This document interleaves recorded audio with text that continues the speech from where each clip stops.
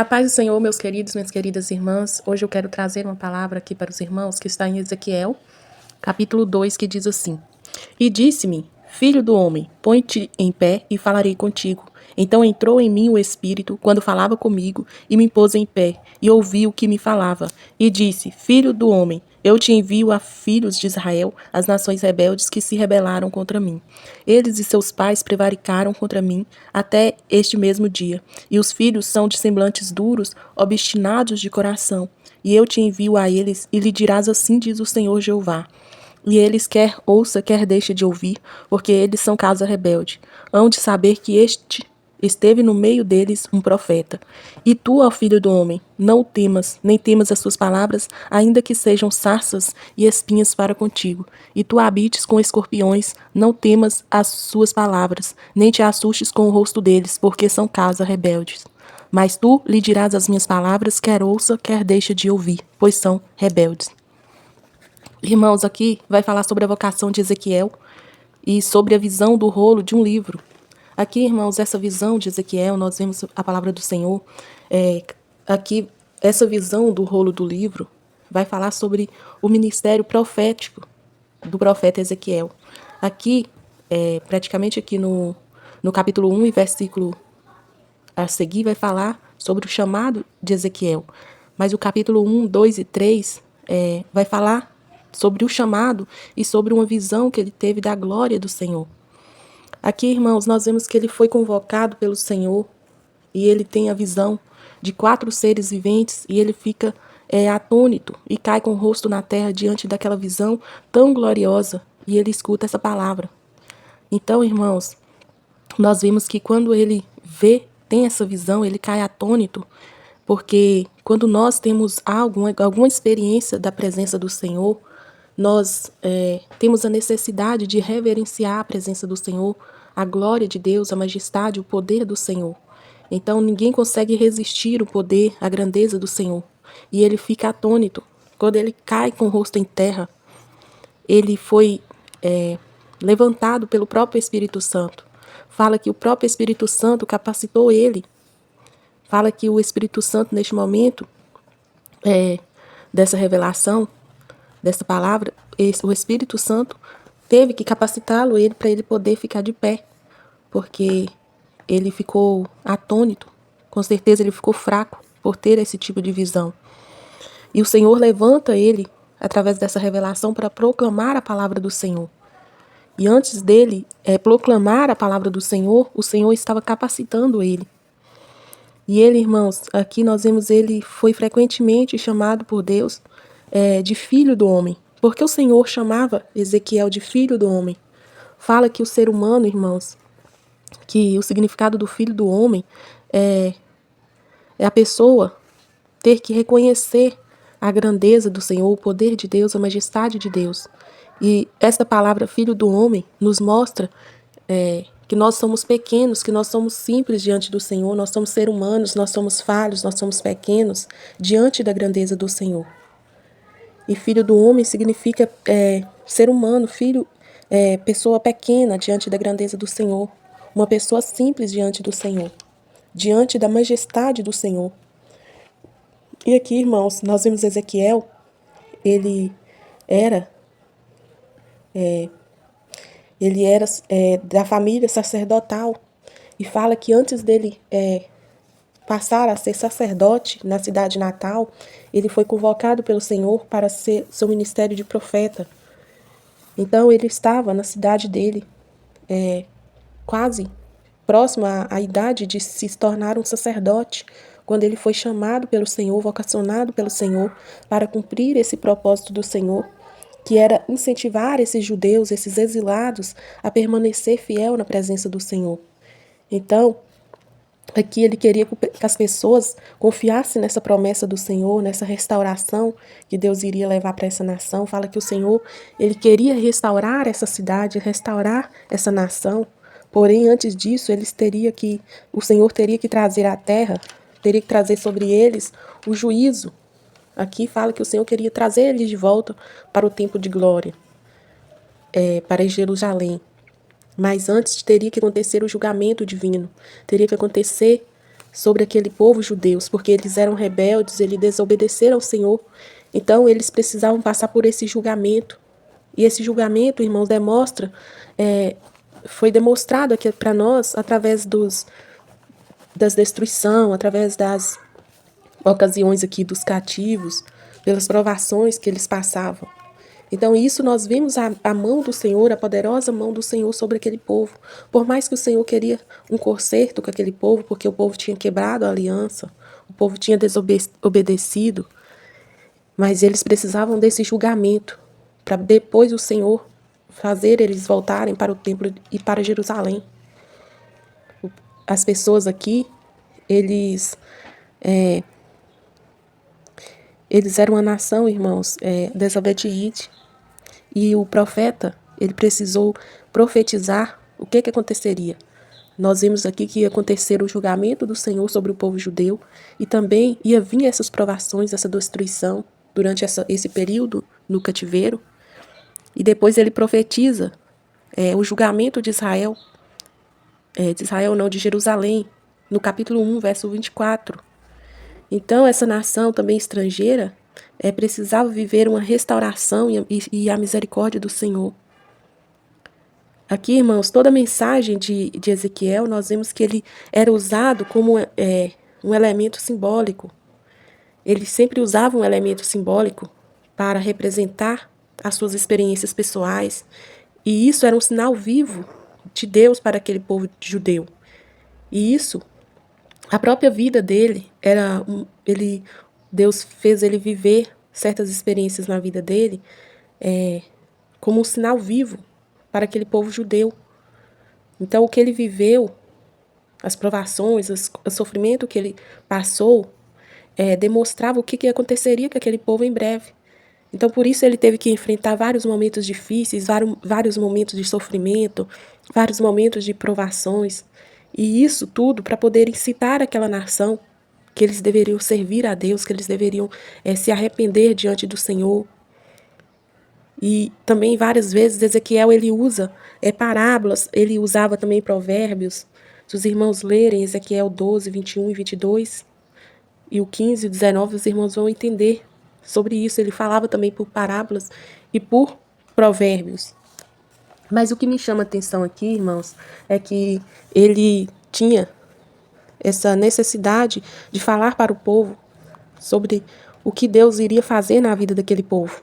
O propósito da mensagem de Ezequiel era sobre o arrependimento, era que aquelas pessoas que estavam andando corretamente com a presença do Senhor, estavam sendo sinceras diante do Senhor, elas continuassem seguindo fielmente na presença do Senhor. Mas aquelas pessoas que estavam sendo rebeldes, aquelas pessoas que estavam sendo desobedientes, elas iriam necessitar desse julgamento, elas iriam ter que receber essa restauração, essa misericórdia no futuro. E aqui, irmãos, muitas pessoas, quando vai falar sobre essa história de Ezequiel, fala que ele poderia ter algum tipo de transtorno mental, ou então fala que ele teve algum problema sobre essa questão mental, só que não. Nós vemos aqui que isso aqui, essas pessoas que falam isso, essas pessoas que não compreendem o discernimento de Deus, não têm discernimento do que Deus quis fazer na vida de Ezequiel. Tudo era um propósito de Deus. Não é porque ele estava em desobediência, não é porque ele estava sendo um profeta de engano. Não era nada disso, tudo isso era um propósito de Deus para demonstrar através da vida dele para o povo. Então Deus falava com o povo através da vida de Ezequiel. Nós vemos que Ezequiel, assim que ele foi levado junto com o povo cativo para esse local, ele era casado com uma mulher. E fala que essa mulher, ela morre durante esse percurso, durante esse cativeiro. E ele foi proibido pelo próprio Senhor, ele foi proibido do próprio Senhor a fazer qualquer tipo de rito relacionado ao luto da sua própria esposa. Fala que Ezequiel ele foi levado para o cativeiro do exílio babilônico após Nabucodonosor ter tomado Jerusalém. Então Deus ele mesmo anuncia para Ezequiel a morte da sua esposa.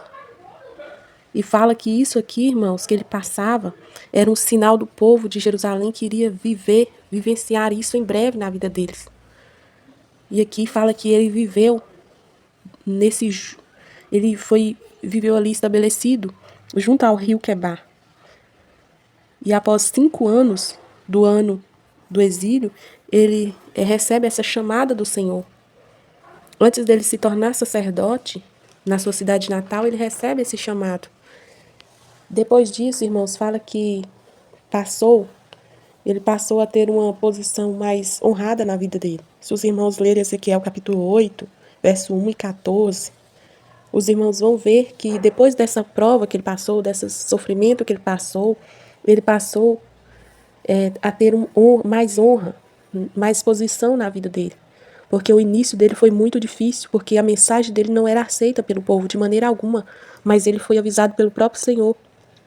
Nós vemos em Ezequiel 3, capítulo 7 e 8, que no início o próprio Senhor falou para ele que ele iria passar por isso, que as pessoas não iam dar ouvido para ele, as pessoas não queriam ouvir o próprio Deus. Então Deus fortalece o rosto dele, Deus fortalece ele foi capacitado pelo o próprio Deus.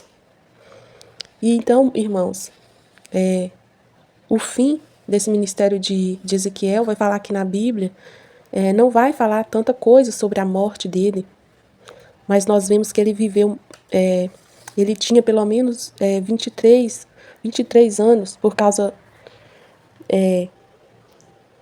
porque ele viveu no mínimo 50 anos.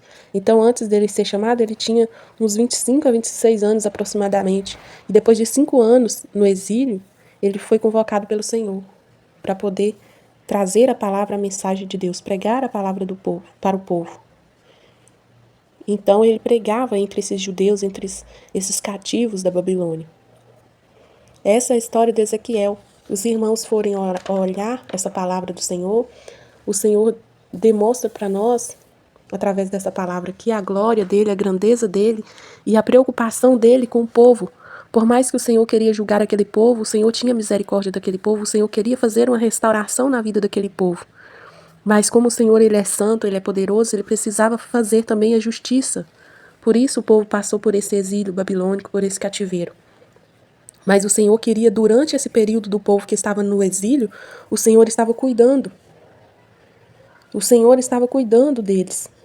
E aqui o Senhor mostra a majestade dele, o poder dele para Ezequiel. E Ezequiel, por mais que ele estava lá no exílio, ele não estava sendo exilado. Ele permanecia fiel ao Senhor e ele não estava sendo exilado, ele era livre. Então, irmãos, quando nós estamos permanecendo na verdade, na presença, na obediência do Senhor, nós somos livres. Nós não pode dar a legalidade ao inimigo. O povo estava sendo rebelde diante do Senhor. Então, o povo ele estava sendo perseguido ali, estava sendo exilado, estava sendo passando por esse cativeiro pela própria mão de Deus. Deus estava permitindo eles passar por essa provação. Mas o Senhor faz uma promessa para eles, que o Senhor iria restaurar aquela nação. E o Senhor fala que antes dele ter misericórdia daquele povo, sobre aquela nação estrangeira, o Senhor também fala que o povo de Jerusalém precisava passar por esse julgamento. E tudo isso, irmãos, só iria acontecer, Deus só iria trazer eles para Jerusalém, trazer eles, essa nação de volta para sua terra de origem, depois deles passarem por tudo isso. Por isso, nós vimos que Ezequiel teve essa visão. Deus ele só dá a visão, ele demonstra as coisas espirituais para aquelas pessoas que ele tem um propósito, ele tem um chamado.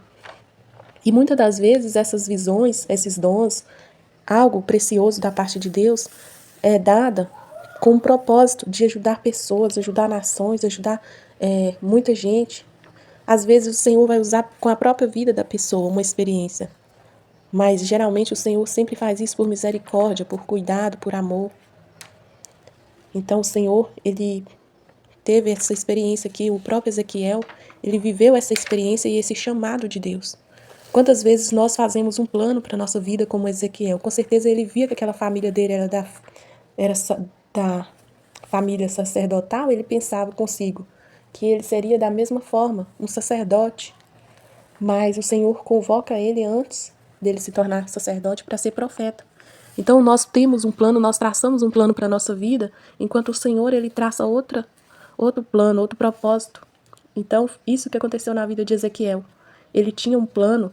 Talvez ele via ali com seus olhos naturais o que acontecia na vida dele, na família dele, muitas das vezes sendo até preparado para isso acontecer. Quantas pessoas não faz faculdade, faz vários estudos, prepara várias preparações, mas no final a pessoa acaba cumprindo o propósito, obedecendo o Senhor, cumprindo o propósito e o chamado de Deus. Então nós estamos aqui com um propósito, estamos aqui para cumprir a vontade do Senhor.